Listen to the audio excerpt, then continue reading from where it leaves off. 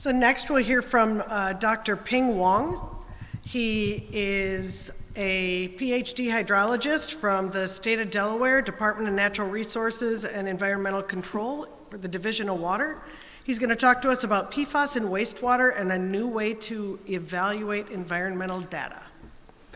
Thank you for staying. Or professionally, should I say, thank you for sticking around. For the sticking part of things, I want to make your stay worth it. So I've shared a personal story about PFAS. Back several years ago, we Chinese like cooking, right? Fried and all stuff, you all like Chinese. By the way, go to the Chinese restaurant. They might double price next week. So back to the non-stick cookingware.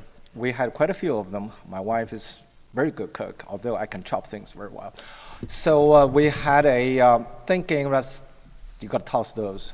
And she's insisting, finally give up, and then say, hey, we need to set up some money to replace those. There's some new products around, right? The ceramics, the new coating, different kind of stuff for PFAS-free things. So we set up, family PFAS fund, if you will. And then just before I came to this conference, I was doing tax and find out we should be able to finish those replacement years back. And this year we got like a few $1,000 from the family PFAS fund. I was like, talk to my wife and say, where did you spend this stuff? I didn't say anything new. And she goes, honey, did you see the skincare products upstairs? Those were PFAS free. So the cosmetics, that's cost you a lot more than just a cookingware. But anyway, back to PFAS in wastewater and the new way to evaluate environmental data. I will start my talk with this one, yes. Acknowledgement. I have a group of talented people to help me out, including my colleagues in DENRAC. By the way, it spells like Department of Natural Resources and Environmental Control. That's what we call DENRAC. I have a group of colleagues going through the field, doing samples into the lab. By the way, Eurofins is where we in our labs, analysis stuff too. And then we also have DTI, the IT expert, helping me to prepare the new way of evaluating environmental data that I can present today. Of course, we have subcontractors helping us out for sample collection. Disclaimer, I have to say that this data that I presented here has not been fully QA/QC yet. That's not a way to say I'm not responsible if anything wrong with it. Okay, for those you do not know much about the wastewater business, I'll just go through the flow chart to say how we do it in the state of Delaware. I'm pretty sure other states are doing the very similar things. Oops. I need to go back. There we go. For this one. Yeah, there we go. So the sources for wastewater is either from commercial, industrial, or residential sources, right? And those things get pumped to, or get into the wastewater treatment plant. This is all the circuits of wastewater treatment plant. And then, of course, the sources are, as you could say, loaded with PFAS. I would say loaded with a lot of PFAS in it, and you could do the signature. That's why I asked Brian about the sources of septic, because we do find a lot of PFAS in the septic systems that people use, which is from the residential area. But anyway, after all the treatment, I hope the battery still lasts.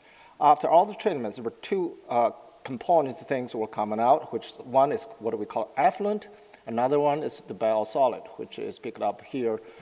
We have a separate program. I also lead that program for a biosolid study, but I'm not going to talk too much about it. I only presented some of the PFAS content in the biosolids. So after the water being treated, there are two ways to dispose that. I hate to say the word dispose, but it is disposal. One is directly disposed into surface water bodies, which is what we regulate under the Clean Water Act, NAPTES, as you all know there. And then another one, which is I'm going to talk to a lot more, is going to be discharge onto land surfaces, what we call a groundwater discharge. One of those is a spray where you have some crops taken up of the nutrients and stuff. Hopefully that was the original idea. And then there's another one in the state of Delaware. We discharge directly to what we call rapid infiltration basins, or RIPS. Those were artificially constructed to make it a sand-rich basin where as soon as you discharge it, it went down to directly to a groundwater. Okay, we're blessed, we're a small state, so we can trace a lot of stuff from the very beginning to the end. So we start with 14 facilities, 7 of them being surface water discharge under NAPTs, as I mentioned, and the other 7 is groundwater discharges or land surface discharges. The samples we collect, as you could say, for surface water discharges, I only have influent and effluent, so you could say which are those. And then we have surface water near the facility that's we discharge treated wastewater, and we have the soil on top of which the wastewater being discharged to, like those spray fields, right? We also have groundwater that we install in the site to monitor groundwater quality, and then we have some biosolids that we collect about 20 samples. So totally, we have about 300 samples collected for the program. My IT expert, can you help me to click that open Power BI link? There you go. I prepared, I need to look at the small stuff. So this, well, by the way, how many of you guys heard about Power BI? Great, great, wow, good. How many of you actually use it in your work? Perfect. Then it's not still new. I think it's less than a third of you have never used it in your work. So this is what Microsoft came out. It came out about 2016, and then materialized and then packaged with Microsoft products. In the state, we have a state discount, so we got it. There are similar products called Tableau. Yep. And for those you're into environmental data-wise, and then of course, so Tim's there, a very good environmental data management system is called Aquis. We are migrating our data to this, but it's different than from Power BI. Power BI is a data evaluation and visualization tool. I'm going to show you some of the details. So right here, as you could say, I build these vertical scale. On purpose, they're all the same except biosolids, which you know is extremely high in PFAS, so I cannot do that there. But for here, you see influent, soil, groundwater, and surface water. The scale is the same, so you could say, okay, influent, effluent, and groundwater got a similar level of total PFAS. Soils got a higher PFAS for sure. Surface water, minimal. And then you'll say, hey, Ping, I really couldn't see what the surface is all about. Let me show you the trick. I hope that will work. Yeah, there we go. That. Now you can really zoom in to say what the surface water compared to the example. You can drag a lot more down like that. So that's the one of looking at things. Biosolids, I don't have to say it, it's loaded with PFAS, the ones we collected especially. Now come to this way, it's called filters or slicers, depends on which application you use the most. The slicers is just a filter, for example. I'm just going to click one. Watch this. This is the data from that site, okay? And you say, okay, now you can look, compare the results and stuff, sampling location and things like that. Now you reset, I just leave surface water like that. So that's individual size, and you can compare 2 sizes if you want. I'm not going to do that just yet. Now I'm going to click the category. Remember I said municipal sources, residential sources, and industrial sources. You can click the source where the influent came from, and then look at the related results. So for the sake of it, just know that. Okay, that's the first demo. It's the second demo for Power BI. We can look at the signatures. We color-coded all these 9 groups that's taken from EPA's 1633 method. They grouped PFAS together. So I want to say, I'm not going to play with the slicers anymore, as soon as you know that. You say colorful influent and effluents, right? Because we do not have circuits to treat PFAS yet, so influent and effluent signature is pretty much the same. But look at that. In biosolids, it's very high in the right part of it. I can read. Can you guys read there? It's HTCAs. They're concentrated in there. So in the process of treating the influent effluents, biosolids concentrate a certain portion of PFAS. And for the rest of like soil, you say there's mostly PFCAs, which is the PFOA in there, and then it's PFSAs, where the PFOS is located. So their signature is pretty much the same. If you want to zoom in, you can evaluate, things like from which source, which facility, things like that. That's okay. Can we go back to the PowerPoint? See, Microsoft stuff is called power this, power that. I guess they got a niche about this stuff. Okay, I'm going to come in and talking about influent first, and I'm only going to present PFOA and PFOS. Believe me, we did 1633, 40 PF compounds. I have all the plots, and I will show you a website where you can grab my report and see all the results. Okay, and this is the box whisker, whatever they call it, plots, where you have the average and some, median and median and the percentile and all this stuff. So for PFOA, as you could say, we in a general trend, I have to say higher PFOA than PFOS for facilities. And there's INV, which is that guy over here has got extremely high PFAS. It's a chemical plant. It's a stable fiber plant that's got the highest PFOA in the influent. And then another one that's noticeable is that's the residential. Oh, by the way, the legend's over here, so I don't have to do the slicer. Legend is over here. That's the municipal of Wilmington in northern Delaware, where we have a lot of commercial industrial activities. That's where most of the facilities, city people living and stuff like that. I will show you another interesting trend later on. So in general, PFOA is higher than PFOS, and the industrial facilities obviously get higher total PFAS.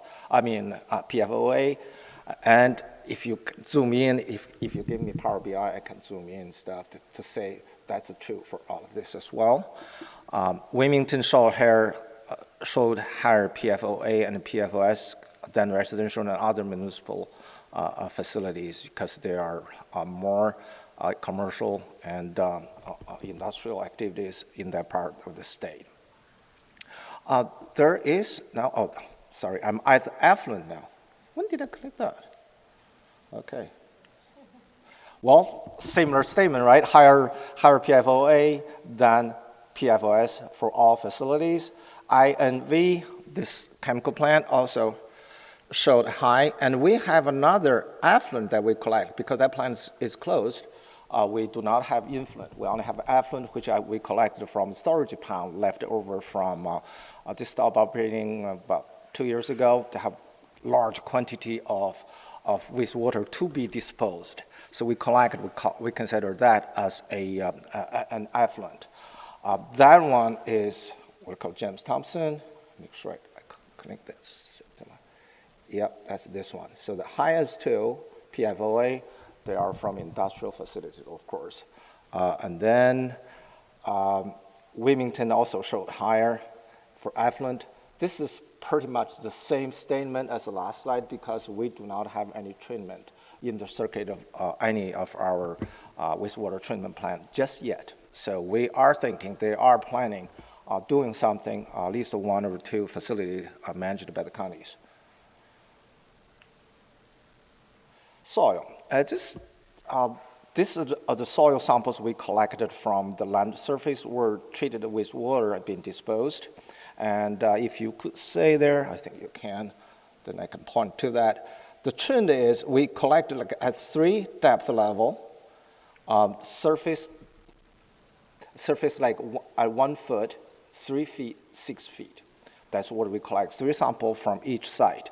As you can see, it's pretty clear. The surface soils get highest PFAS, almost always true, just very rare exceptions, right? And then you notice, because influent effluent, we have PFOA greater than PFOS, right? But that's not true in the soil, which tells us just some expectations, tells us like PFOS being absorbed by soil more than other, or PFOA and other compounds of PFAS. So that's the trend we have. And the textures, if you look at the content of PFAS, remember we call RIBs, rapid infiltration basins, where it's artificial construct like Sand Ridge. There are very low or non-detected PFAS, because as soon as groundwater get there, treated water get there, it just went through. So texture of soil matters a lot. And there are certain patterns of that. Oh, I cannot read them all. Higher levels than influent effluent. Okay, because soils, they're not moving, right? You spray the influent effluent all the time, soil you can collect and retain a lot of PFAS. So generally, the level, they're all PPT, by the way, nanogram per kilogram. Soil has showed a higher level of PFAS, especially near the surface, which indicate that it's directly from the spray of the wastewater. Groundwater. If you guys remember, the industry facilities, they're there. And this one, PFOS, is different. And then this is the hazard index or EPA regulated. I only do that for groundwater because that's a kind of potential source for drinking water downgradient. So the summary is going to be higher PFOA than PFOS, as we saw in influent and effluent, right? And JT, that James Thompson, where I say the plant is closed, show the highest PFOA. And then we have Angola Beach. Angola Beach, which is a beach community, showed highest concentration of PFOS. People come to the beach during the summer, especially. By the way, we got one of the best beaches in the country. That's what they say. CBS mentioned that. But anyway, that's the reason we moved from Colorado to Delaware. And I saw ladies' prison and stuff. Delaware's got the highest total PFAS from the rainwater. Did you see that? That's scary. But anyway, so the beach community, what do we find out? Especially during the summer, we collect full samples. During the summer, people come rush to the beach, put whatever cosmetics on, right? And wash them off, and they take shower very often, several times a day or something like that. I think they probably have a signature from residential areas. Why not? Then if you look at the EPA, I hate to mention it, but it's 4, right? They're all there. PFOA definitely exceeded almost every single sample we collect from the groundwater. And then if you look at the hazard index, several of them also exceeded the hazard index, which is supposed to be 1. Surface water, they're very low, as I saw you guys the first with my Power BI slide. I'm just indicating the scale. So there's not much trend, lower level than other media investigate, that's for sure, is very low. It's also higher PFOA than PFOS. But it's less significant. And then, as this morning, somebody presented the analytical method. I asked, it was Rick and Rock, I asked about the ambient water quality criteria. EPA just put it out. Well, they released it right after Christmas, when Santa is tired and was in sleep. So there's no surprise that coming in all of this stuff. The recommended or proposed criteria for PFOA is 0.0009 nanogram per liter. And the expert mentioned about there's no way you can analyze, detect that. So it's going to be a challenge for the laboratory chemists out there to say, hey, if you can do something rather than 17 gallons, the extraction or something, you can detect that then we have a way of regulating those empty discharge facilities. Remember, they directly discharge to surface water, and this is the criteria proposed for that, for human health. If you use, potentially use that water for as a drinking source, you should be in compliance with that. Although nobody is saying anything about that just yet. By the way, the comment is out for public comment. Public comment, I think, closes April 25th. So if you want to comment on that, go to the website and check that out and put some comment. I had mine in a couple of weeks ago. Right. Next step. So here is, I built everything in Power BI, by the way, but I just want to show you the interactiveness of the thing. This is our project schedule. Like what I mentioned, we start with biosolids. We have land application site for some 30 years. And we tracked all the loading and everything. So there's a report already published and posted on our website. I'm pointing that out there. It's really easy to remember, de.gov/PFAS. This presentation, the data for this presentation are posted on that website as well. And also we had done statewide surface water sampling. Remember I talked about surface water discharge for wastewater treatment plants. Those were managed by other divisions. We have a division of watershed and stewardship. I'm with Division of Water. But anyway, you'll find that report on our website as well. What I was going to show you is, now that we knew that wastewater is loaded with PFAS, groundwater got PFAS above the MCLs, what are we going to do next? We're going to go down gradient of the facilities where you have domestic wells being drilled, people drinking water out of that right now. So we want to find that out immediately as soon as we can. Sampling plan is being published on the website. Again, we're going to do first 500 feet, 1,000 feet, half mile, and then do 1 mile. The largest site that we trace for a public water system is about 1 mile down gradient from a facility, a large one, industrial. We still have PFAS above MCL. So it's common, and we have that address, and people ask how much it will cost us to do all this stuff. So that's what we're going to do. And then we have about 140 wastewater treatment plant land discharge sites. I'm going to stud all of those. Sampling plans also provided, published on our website. That will be a lot of samples. We are expecting 400 some samples. What do? We sample the domestic well, 1 round, characterize the aquifer, not every well. Select 10 or 11 or 12, whatever we think is appropriate, depends on the facility scale. We sample those. If we got 7, 8, more than half above MCLs, we're pretty sure they're impacted by the facility. So we're going to decide to do things like that. Right there. Summary, PFAS in wastewater, before and after treatment. Biosolids are highly elevated, especially the FTCAs. Remember this red color component of the total PFAS. Wastewater from textile manufacturing processing facilities show the highest PFAS. No wonder our two industrial facilities got the highest. Soil in the ribs, rapid infiltration basins, do not seem to retain PFAS because they're artificially constructed, so soil texture matters. Groundwaters beneath the land discharge sites contain detectable PFAS. I have to say this, greater than 50% of the groundwater samples were above at least one of the EPA MCLs, unfortunately. A certain signature were recognized among different types of wastewater sources. With that said, I think one more, just to show you guys, I do go to the field as well. I'm a geologist actually by training. So my contact information is there, and check out our website, de.gov/PFAS, a lot of reports and sampling plan. Thank you so much for your stay. Appreciate it. Do we have any questions for Dr. Wang? I'm all good.